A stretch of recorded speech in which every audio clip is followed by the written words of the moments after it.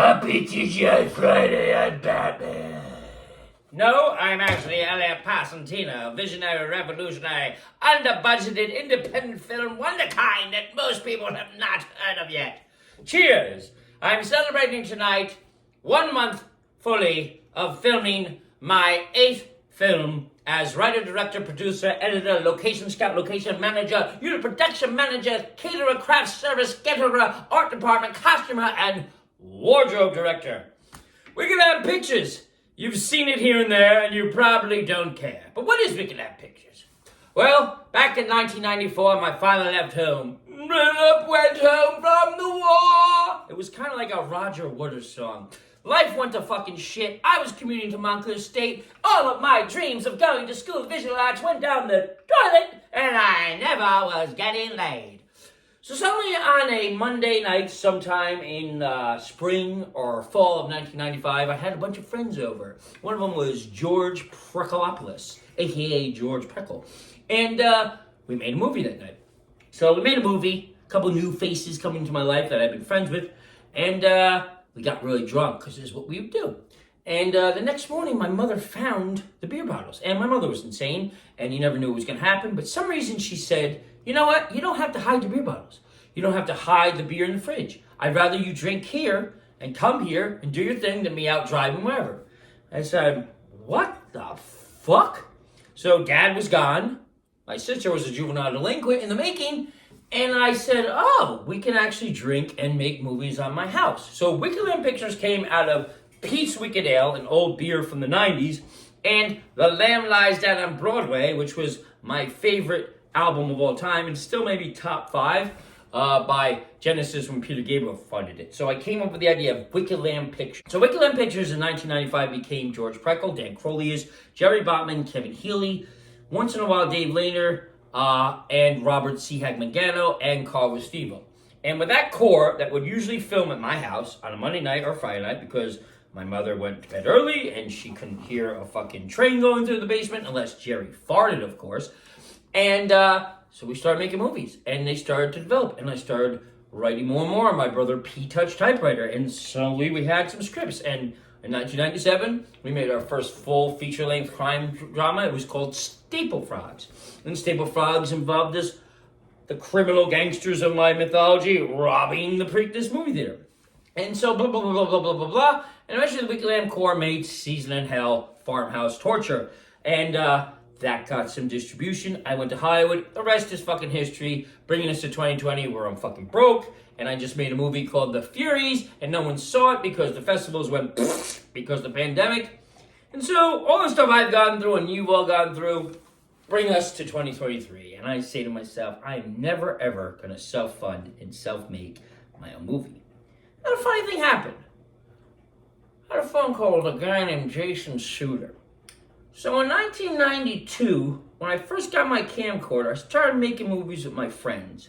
And they were the Backer brothers, Josh and Danny, Jason Suter, Neil Sabatino.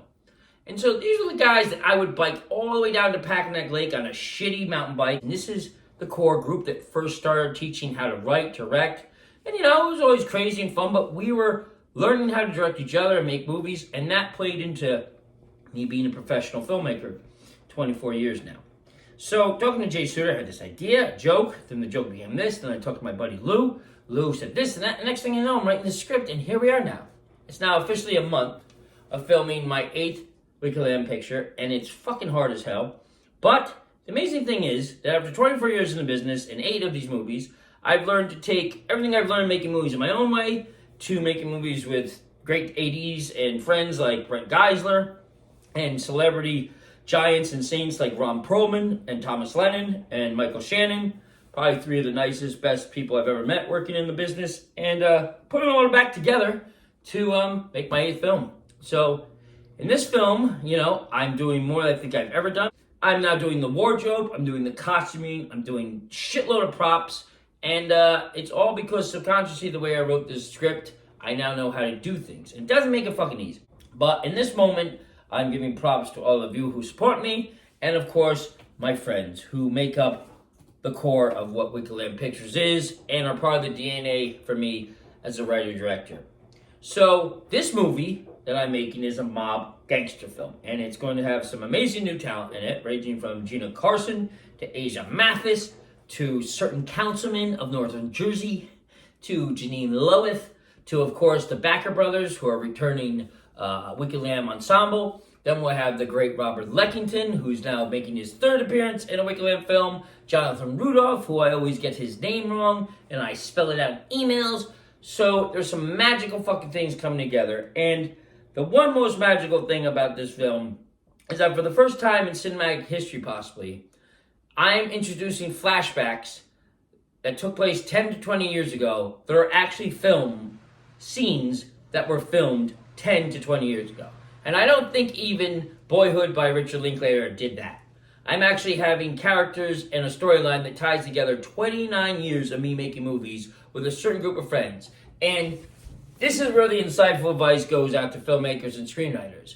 If you are always crafting mythology, regardless of your success or failure, or no one ever hears of you and only 5 people see your movies, if you at least have that work ethic, which I've had since I was 18 years old, if you keep crafting a mythology, it will come someday that all that mythology can be shown to everyone and it'll connect and people go, holy fuck, including yourself. So because I always was building a mythology at 17 and 18, 19, 20 years old, now at 46 years old, I have 29 years of movies that have that same crime underworld mythology. So it is a very amazing moment right now where I'm able to take footage that was shot when I was 18, 19, 20 and connect it as flashbacks to footage being filmed today by the same exact people now in their 40s.